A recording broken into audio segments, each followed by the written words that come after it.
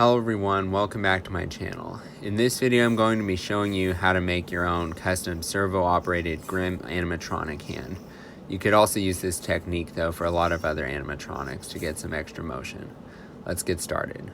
My first step was taking the hand off and cutting the fingers. Removing the hand is really easy. All you have to do is slip a Phillips head screwdriver into the hole and remove the screw that secures his wrist. I'm just using some big shears and it seems like the plastic is pretty soft. So I'm trying to cut this plastic kind of as close to the joints as possible so that when I go to make some sort of moving joint, this will actually look like it was supposed to move versus it just looking fake.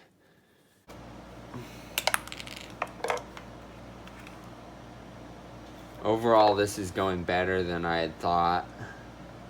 I didn't know the plastic was this easy to cut. I was expecting to have to potentially use a Dremel or something to get these to come off.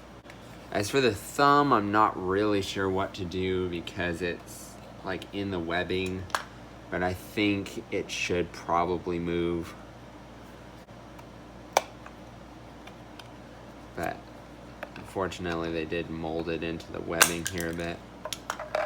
That seems pretty good though.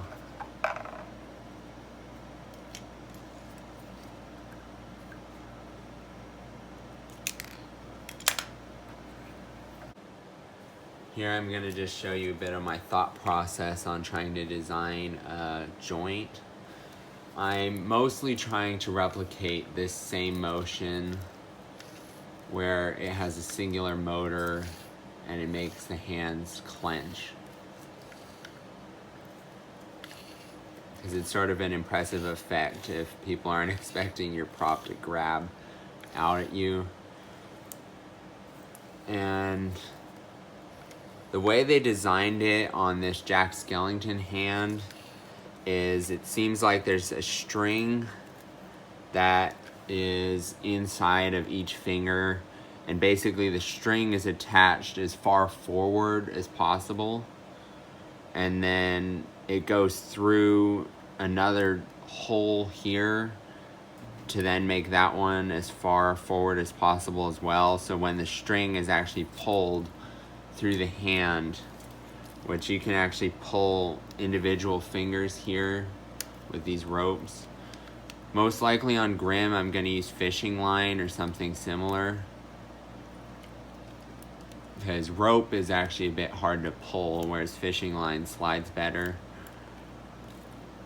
So you can see there's the clenching motion, and then it has a spring to sort of reset it, because the fingers naturally sort of want to spring back. And so for that, we have a few different options. I'm probably going to be using springs or rubber bands to create a joint that wants to pop back in place. And then I'm going to just be trying to secure fishing line strategically through the fingers so that it pops back and moves like this. Here I have a box of springs that you can get at Ace Hardware. I'm sure you can probably also find these online. So this is just an assortment of springs instead of like just getting a specific type. Obviously, if you find the one that works, it's better to get a specific type. But for me, experimenting, I don't really know what I need. I'm gonna want something flexible, so this here is probably a bit too stiff. I'm thinking probably something like this. All right, and here I have the finished hand. Unfortunately, I didn't get footage in between because it took me about 45 minutes to make each finger, depending. Like this pointer finger, which was the first one I made, probably took me at least a good hour and a half.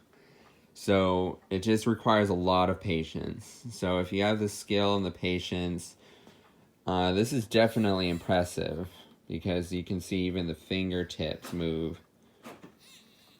And so it's very lifelike. Basically, what I did is I drilled a hole in the bottom, and I used a paper clip bent to basically go up from the hole and then pull a fishing line down after I'd created the fingers. As far as each finger go, it's a combination of these 3 different springs. This big one is the spring that I used for the base joints. And the reason why is they needed to bend less than these ones. I wanted to make sure that the top springs actually bend first before the base ones do. Additionally, having stronger springs in the bottom means that it doesn't move as much. So when Grimm's arm is coming up or down, they don't really shake a whole lot. And then the midsection has the next size up tension spring. Again, if you get the same assortment as I did, there's all of these springs included. And so this, it's nice. They have these little fasteners. So I just sort of hot glued those inside of each finger.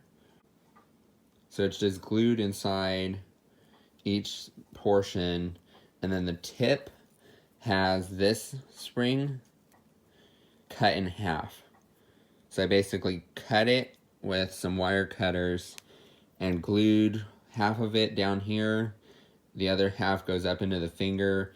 The fishing line is tied to the top and then hot glued in place. So then when the fingers are being pulled, it's for sure not going to lose tension or break because it's actually tied to the top spring. So it forces the top of the fingers to actually curl inward, and it puts tension on the rest of the finger. As far as getting the motion you want, it's kind of interesting. I'll talk about this joint in a second. That's in between the servo and the hand. But as far as getting the actual movement to actually have it replicate each time it curls to the same spot, what I did is I cut some of this straw.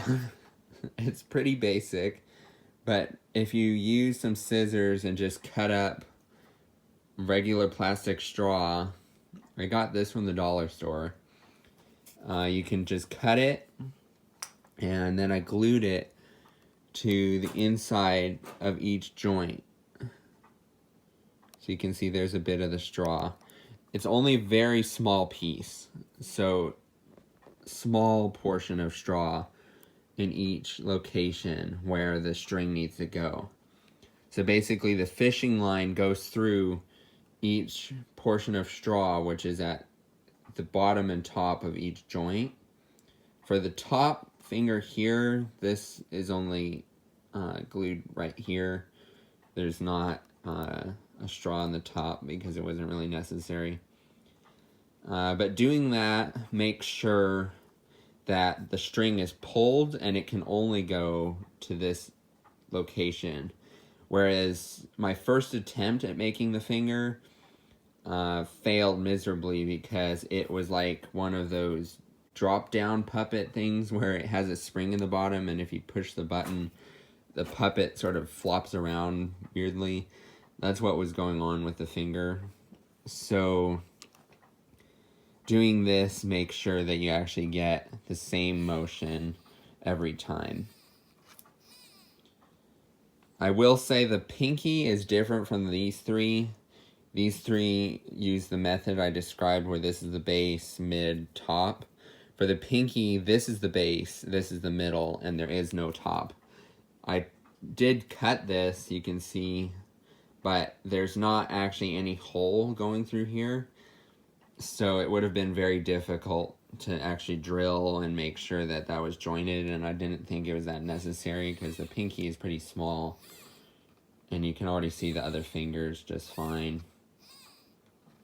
The thumb is a different technique from the others as well, because this one I wanted to have it curl inward versus having it just move straight down. These ones all just move straight down, but this one actually rotates slightly. So you can see the thumb when it's going back to resting position. It does curl slightly.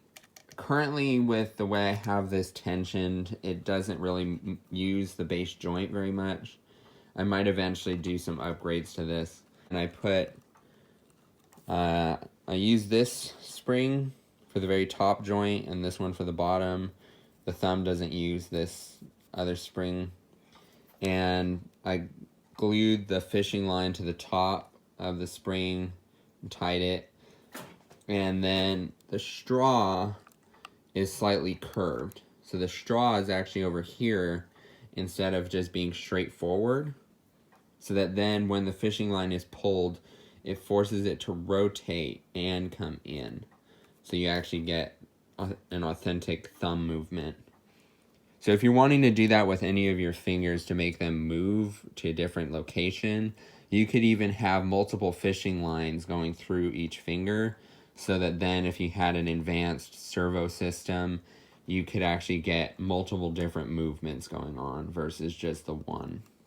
After you've come out of the hand, these are all the different fishing lines going to the individual fingers. The thumb and pinky are on this one because those are weaker. These don't have as much motion as these fingers do. And when the servo was trying to actuate all of them to the same location, it was just not getting an authentic movement. And the main fingers, the main three here, weren't actually moving to their desired spot. So what I did is I fastened the thumb and pinky to their own ring here, and then put it on this spring, which is the same kind as what's used in the base of the fingers. So this way, when the servo is all the way out, the spring automatically will adjust so that those fingers are pulled in by a decent amount, and it was able to continue pulling the main fingers back. As for the servo that's running everything, this is a high-tech HS422. This one I got on eBay for about 10 bucks, but basically it has ball bearings and it's a higher power, larger servo. So this one is actually able to move the fingers, because once you get all of them going with the springs, it's actually a lot of torque for a smaller servo to handle. I tried using an MG90S, but it wasn't powerful enough to actually move all the fingers. Originally, I had actually tried to use this servo to power Grim's shoulder movement, but it wasn't quite powerful enough for that. So hopefully this video helps, and if you have any questions, just let me know. Thanks for watching, and be sure to check out the other videos on my channel.